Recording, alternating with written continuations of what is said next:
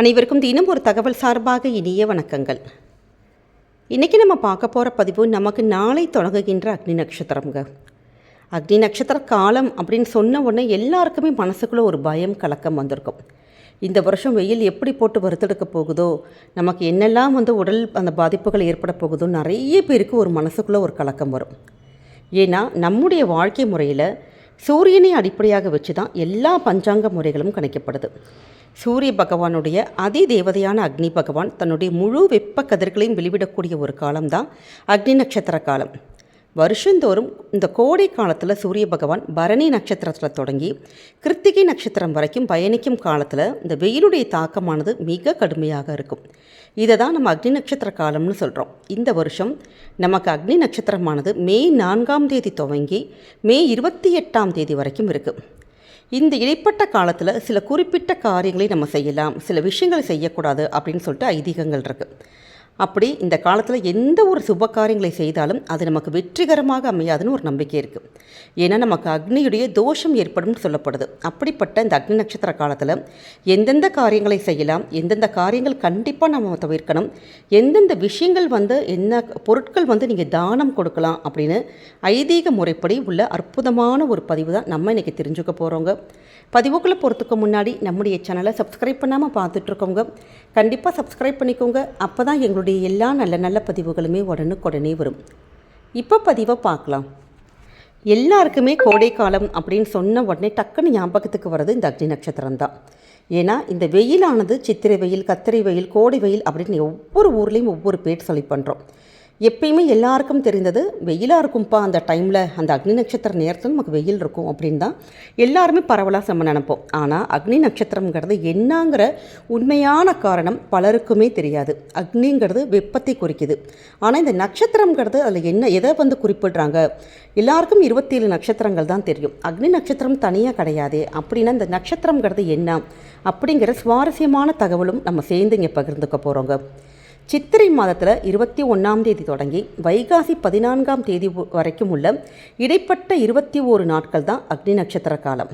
சித்திரை மாதத்தில் பரணியில் அந்த 3ஆம் காலில் சூரியன் பிரவேசிக்கக்கூடிய அந்த ஒரு காலத்தை தான் அக்னி நட்சத்திர காலம் சொல்லிட்டு பஞ்சாங்கம் சொல்லுது. இந்த காலத்தில் வெயிலுடைய தாக்கமானது ரொம்ப அதிகமாக இருக்கும். நமக்கு சயின்ஸ் பிரகாரம் சூரியன் ஒரு கோளாக இருந்தால் கூட அதுவும் ஒரு விண்மீன் தான். அது அக்னி நட்சத்திர காலத்தில் சந்திரன் மட்டும் கிடையாது, பூமியும் சூரியனுக்கு ரொம்ப பக்கத்தில் இருக்குமா. அதனால் நம்முடைய பூமியானது வெப்பமாக தொடங்கும். அதனுடைய அடிப்படையில் தான் அக்னி நட்சத்திர காலத்தில் முதல் மற்றும் கடைசி 7 நாட்கள் வெயிலுடைய தாக்கம் கொஞ்சம் சுமாராக இருக்கும். அந்த நடுவில் இருக்கக்கூடிய 7 நாட்கள் இருக்குது பார்த்தீங்களா, அந்த டைமில் வெயிலானது ரொம்ப உச்சத்தில் இருக்கும். அப்படிப்பட்ட இந்த நட்சத்திரத்துக்கு, அக்னி நட்சத்திரத்துக்கு நமக்கு ஒரு புராணம் என்னன்னு கேட்டிங்கன்னா, யமுனை நதிக்கரையில் காண்டவ வனம் சொல்லிட்டு ஒரு காடு இருந்ததாம். அங்கே அரிய மூலிகை செடிகள் இருந்ததுனால அதிலிருந்து வரக்கூடிய வாசனை ஆற்றங்கரைக்கு அந்த யாரெல்லாம் வராங்களோ அவங்கள கவர்ந்து இழுத்துதான். இந்த மூலிகைகள் நல்லா வளரணும் அப்படிங்கிறதுக்காகவே அடிக்கடி மழையை பொழிய செய்தாராம் இந்திர பகவான். இயற்கை அழகு நிறைந்திருந்த இந்த காட்டிற்கு அருகிலே யமுனையில் கிருஷ்ணனும் அர்ஜுனனும் குளிக்கிறதுக்காக வந்திருக்காங்க. அவங்க குளிச்சு விட்டு அவங்க கரையேறிட்டு போனப்போ ஒரு அந்தனர் எனக்கு ரொம்ப பசியாக இருக்குது, இந்த வனத்தில் உள்ள பசிப்பினி தீர்க்கும் மருந்துகளை சாப்பிட்டால் என்னோட பசி போயிடும், இந்த வனத்துக்குள்ளே நான் போகிறதுக்கு நீங்கள் உதவி செய்ய முடியுமான்னு கேட்டார். ஆனால் அவருடைய தோற்றத்தில் இருக்கக்கூடிய வித்தியாசத்தை கண்டுபிடித்தார் கிருஷ்ண பகவான். வந்திருக்கிறது அக்னி தேவன் தான் புரிஞ்சுக்கிட்டார். அவரிடம் கிருஷ்ணனும் அர்ஜுனனும் விவரம் கேட்டாங்க. அதற்கு பதிலளித்த அக்னி தேவன், சுபீதசி என்ற மன்னனுக்காக துர்வாச முனிவர் 100 ஆண்டு காலம் தொடர்ந்து யாகம் ஒன்றை நடத்தினார். அந்த யாகத்துடைய விளைவால் கண்டினியூஸாக ஒரு யாகம் பண்ணிட்டு இருந்தால் என்ன இருக்கும், அதிகப்படியான நெய் இதெல்லாம் சாப்பிட்டதுனால நமக்கு அக்னி பகவானுக்கு மந்த நோய் தாக்கிருச்சான். அதனால தான் அந்த மந்த நோயை தீக்குவதற்காக மூலிகை செடிகள் இந்த வனத்துக்குள்ளே இருக்குது. அப்படிங்கிறதுனால தான் இந்த வனத்துக்குள்ளே எப்போல்லாம் நான் நுழைய முயற்சி பண்ணுறனோ அந்த நேரத்தில் இந்திரன் மழையை பெய்ய வைக்கிறாரு. அதனால் என்னால் இந்த வனத்துக்குள்ளே போகவே முடியல அப்படின்னு தன்னுடைய கஷ்டத்தை எடுத்து சொன்னார். உடனே அக்னி தேவனுக்கு உதவுறதுக்காக ஒப்புக்கொண்ட கிருஷ்ணரும் அர்ஜுனனும் தங்களுக்கு தேவையான வில், அம்புகள் இதெல்லாமே கேட்டாங்க. அக்னி தேவனும் இது எல்லாமே சக்தி வாய்ந்த காண்டிப வில்லை அம்புகளை எல்லாமே அவருக்கு கொடுத்தாரு.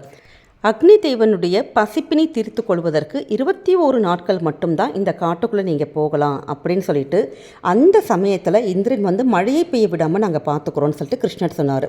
அதே மாதிரி அக்னி தேவன் அந்த காட்டுக்குள்ளே போனதும் மழையை பெய்ய வைத்தாராம் இந்திரன். ஆனால் அம்புகளை எல்லாம் எய்தி அர்ஜுனன் வந்து அதை தடுத்து நிறுத்ததுனால காட்டுக்குள்ளே இருக்கக்கூடிய மூலிகைகள் எல்லாம் சாப்பிட்டு தன்னுடைய பிணியை தீர்த்து கொண்டார் அக்னிதேவன்.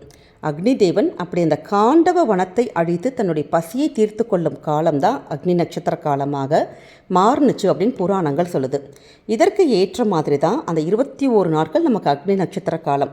இந்த கால நேரத்தில் நம்ம என்ன செய்யணும், என்னெல்லாம் செய்யக்கூடாது, எந்தெந்த பொருட்களை வந்து நம்ம வந்து தானம் பண்ணணும் அப்படின்னு சொல்லிட்டு நம்முடைய முன்னோர்கள் புராணங்கள் எல்லாருமே சொல்லிட்டு போயிருக்காங்க. நம்ம அந்த எளிமையான விஷயங்களை ஃபாலோ பண்ணாலே போதுங்க. முதல்ல அக்னி நட்சத்திரத்தில் நம்ம என்னெல்லாம் செய்யக்கூடாது அப்படின்னு கேட்டிங்கன்னா, சொந்த வீடு கட்டி நம்ம வந்து ஒரு புதுசாக வந்து ஒரு பால் காய்ச்சி ஒரு ஹோமம் பண்ணி போவோம் பார்த்தீங்களா, அது மாதிரி சொந்த வீட்டுக்கு நீங்கள் குடியேறுவது கூடாது. அதே மாதிரி சொந்த வீடு கட்டுறதுக்கான பில்டிங் வந்து ஒரு அஸ்திவாரம் போடுறது இல்லை ஒரு பூமி பூஜை போடுறது அது செய்யக்கூடாது. அதே மாதிரி வாசக்கால் வைக்கிறது கூடாது. அந்த ஒரு இடத்துக்கு வந்து கேணி வெட்டுறது கூடாது. ஒரு கூரை இல்லாட்டி ஓடு மேய்வது, அப்படியே வீடு சம்மந்தப்பட்ட நிலம் சம்மந்தப்பட்ட எந்த ஒரு விஷயங்களையுமே செய்யக்கூடாது. அதே மாதிரி புதுசாக ஒரு செடி வாங்கி நீங்கள் நடுறீங்கன்னா இந்த டைமில் பண்ணக்கூடாது. பூமி பூஜை கண்டிப்பாக பண்ணக்கூடாது. அதே மாதிரி விவசாயத்தில் வந்து விதை விதைப்பாங்க, அந்த வேலைகள் செய்யக்கூடாது. மரம் வெட்டுதல் கூடாது. இப்போ குழந்தைங்களுக்கு காது குத்தி மொட்டை அடிக்கிறது கண்டிப்பாக செய்யவே கூடாது. கிரகப்பிரவேசம் செய்யக்கூடாது. பந்தக்கால் நடுறது வந்து கூடாது. தீட்சை வாங்குதல், அந்த கோவில் சார்ந்த பணிகள் வந்து நம்ம செய்யலாம், ஆனால் தீட்சை வாங்குதல் பண்ணக்கூடாது. இப்போ முன்னாடி அந்த ட்ராவல் பண்ணுறதுங்கிறது கூடாதுன்னு இருக்காங்க. எதற்காக சொல்லியிருக்காங்கன்னா, முன்னாடிலாம் வந்து நம்ம நடந்து போவாங்க. முன்னாடிலாம் அப்போல்லாம் இந்த மாதிரியான வசதிகள் இல்லை. இப்போ நமக்கு கார் இருக்குது, அந்த ஃப்ளைட்டில் போகிறோம், பஸ்ஸில் போகிறோம், அப்படிலாம் போகிறோம். அதனால் நெடுந்தூர பயணம் போனால் நமக்கு களைப்பாயிரும், டயர்ட்னஸ் ஆயிரும். அப்படிங்கிறதுனால தான் நீண்ட தூரம் பயணங்கள் யாத்திரைகள் போகக்கூடாதுன்னு சொல்லியிருக்காங்க. அதே மாதிரி நம்ம வந்து என்ன வந்து செய்யலாம், அப்படி இந்த நேரத்தில் என்னெல்லாம் செய்யலாம் அப்படின்னா, தாராளமாக திருமணம் செய்யலாம், நிச்சயதார்த்தம் பண்ணலாம், சீமந்தம் விஷயங்கள் கண்டிப்பாக வளகாப்பு இதெல்லாம் பண்ணலாம். இப்போ பெண் பார்க்குறாங்க, அது விஷயங்கள் பண்ணலாம். இப்படி இது மாதிரியான சுப காரியங்கள் தாராளமாக பண்ணலாம். இப்போ மஞ்சள் நீராட்டு விழா, பசங்க வயசுக்கு வந்துட்டாங்கன்னா தாராளமாக அந்த விழா எடுத்து நீங்கள் பண்ணலாம். இப்போ சொந்த வீடு புது வயசாக நம்ம சொந்த வீட்டுக்கு தான் போகக்கூடாதுன்னு இருக்கும். ஆனால் இப்போ வாடகை வீட்டுக்கு இப்போ நீங்கள் சேஞ்ச் ஆகுறீங்க, வேறு வழியில் ஒரு இடத்துலேருந்து இன்னொரு இடத்துக்கு போகிறீங்கன்னா தாராளமாக வாடகை வீட்டுக்கு நீங்கள் மாறலாம். அதே மாதிரி ஒரு திருமண மண்டபம், கடைகள், அதுக்கான கட்டுமான பணிகள் நம்ம ஆரம்பிக்கிறோம் பார்த்திங்களா, அந்த விஷயங்கள் நீங்கள் தாராளமாக பண்ணிக்கலாம். அதே மாதிரி சுப விசேஷங்களுக்கு பேச்சுவார்த்தைகள் நீங்கள் நடத்திக்கலாம். நம்ம தண்ணீர் பந்தல் அமைச்சு கொடுக்கலாம். இப்போ தண்ணீர்லாம் நம்ம வந்து தானம் கொடுக்கலாம். அதே மாதிரி ஏதாவது தோஷ நிவர்த்திகள் ஏதாச்சும் இருந்ததுன்னா பூஜைகள் பண்ணலாம், நவகிரக சாந்தி வழிபாடுகள் பண்ணலாம், இது மாதிரியான விஷயங்கள் பண்ணலாம். இப்போ கோவில்களுக்கு நம்ம என்னெல்லாம் தானம் கொடுக்கலாம்னா, ரொம்ப உக்கிரமான ஒரு காலம் வெயிலுக்கு, அப்போ நமக்கு சிவபெருமானுக்கு அபிஷேகத்துக்கு உங்கள் வீட்டு பக்கத்தில் எந்த சுவாமி இருந்தாலும் குறிப்பாக சிவனுக்கு கொடுக்கறதுங்கிறது விசேஷம். நீங்கள் நம்ம சுவாமியை குளிவிக்கிற மாதிரி பால் பண்ணலாம், பன்னீர் பண்ணலாம், இளநீ, அது மாதிரியான உங்களுக்கு அது சந்தனம், அப்படி சுவாமியை குளிர்விக்கிறதுக்கான எந்த ஒரு பொருட்களாக இருந்தாலுமே நீங்கள் வந்து தானம் கொடுக்கலாம் கோவிலுக்கு. அதே மாதிரி கண்டிப்பாக நீர்மோர் கொடுக்கலாம், பானகம் கொடுக்கலாம், தண்ணி பேக்கெட் நீங்கள் யாருக்காச்சும் வாங்கி கொடுக்கலாம். வெயிலில் கஷ்டப்படுறவங்களுக்கு செருப்பு, நமக்கு வந்து குடை வாங்கி கொடுக்கலாம், துணி ஏதாச்சும் வாங்கி கொடுக்கலாம். இப்படி வெயிலுக்கு உகந்த எந்த ஒரு பொருளாக இருந்தாலும் நீங்கள் தாராளமாக தானம் கொடுக்கலாங்க.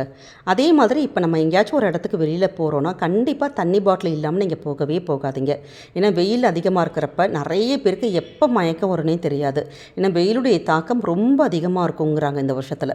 அதனால் நம்முடைய குறிப்பாக குழந்தைகளுக்கு நம்முடைய உணவு பழக்க வழக்கத்தில் சின்ன சின்ன மாற்றங்கள், நீங்கள் வந்து கூழ் கொடுக்கறது, பழைய சாதம் தண்ணி கொடுக்கறது, நிறைய மோர் கலந்த உணவுகள் கொடுக்கறது, அது மாதிரி வெள்ளரிக்காய், இளநீ, நொங்கு, இப்போ இது எல்லாமே சீசன் பாருங்கள் நமக்கு. அப்படி அதனால் இது மாதிரியான நீர்ச்சத்து உள்ள உணவுகள் நம்ம நிறைய சாப்பிட்டோன்னா நம்முடைய உடம்பும் நல்லா ஆரோக்கியமாக இருக்கும். இந்த வெயிலை நம்ம கண்டிப்பாக சமாளிச்சிடலாம். அதனால் இது மாதிரி அக்னி நட்சத்திர காலத்தில் நீங்கள் இந்த சின்ன சின்ன ஒரு டிப்ஸை வந்து ஃபாலோ பண்ணி பாருங்கள். கண்டிப்பாக என்றைக்குமே குடும்பத்துக்கு நல்லது மட்டுமே நடக்குங்க. இந்த ஒரு பதிவு நிச்சயம் உங்கள் எல்லாருக்குமே பிடிச்சிருக்கும்னு நினைக்கிறோம். பிடிச்சிருந்தால் மறக்காமல் ஃப்ரெண்ட்ஸ் அண்ட் ஃபேமிலி மெம்பர்ஸ்க்கு ஷேர் பண்ணுங்கள், அவங்களும் இதை பார்த்து பயன்பெறட்டும். நம்முடைய சேனலை சப்ஸ்கிரைப் பண்ணி உங்களுடைய ஆதரவுகள், சப்போர்ட்டுகள் எங்களுக்கு என்றைக்குமே கொடுக்கணுங்க. மீண்டும் வேறொரு நல்ல பதிவோடு உங்களை சந்திக்கிறோம். நன்றி, வணக்கம்.